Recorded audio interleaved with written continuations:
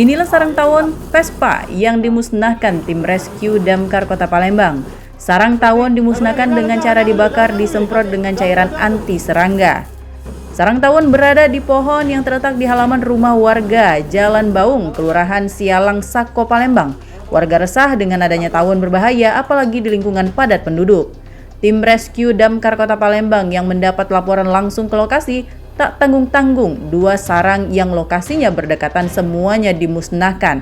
1 sarang jenis lebah madu yang terletak di Jalan Kenari, Sialang, Sako, Palembang juga dimusnahkan dengan cara dibakar. Petugas menggunakan pakaian pelindung lengkap agar tidak tersengat kawanan tawon. Warga yang melihat pun agar menjauh saat sarang tawon dimusnahkan.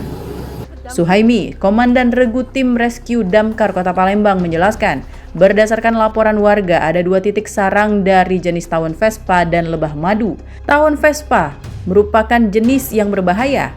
Keduanya berhasil dimusnahkan dan evakuasi berjalan lancar. Hari ini ada 2 titik di Kelurahan Sialang, 1 lebah sama tawon Vespa. Seperti apa proses evakuasi lancar? Alhamdulillah evakuasinya lancar. Dengan 2 titik ini kita bakar aja. Untuk bahayanya bagi masyarakat ini? Kalau untuk tawon Vespa itu bahaya lah. Sementara Iqbal, Lurah Sialang yang melaporkan adanya sarang tawon tersebut berterima kasih dengan gerak cepat petugas rescue Damkar. Dengan adanya sarang tawon dan sarang lebah ini tentunya sangat membahayakan warga sekitar apabila tidak ditindaklanjuti. 2 titik di RT 25 dan RT 15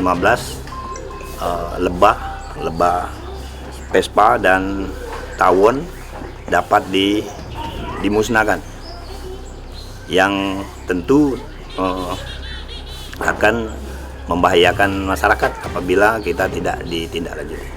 Petugas rescue Damkar Kota Palembang menghimbau jangan segan melaporkan apabila adanya sarang tawon dan lebah serta hewan lain yang dapat membahayakan masyarakat.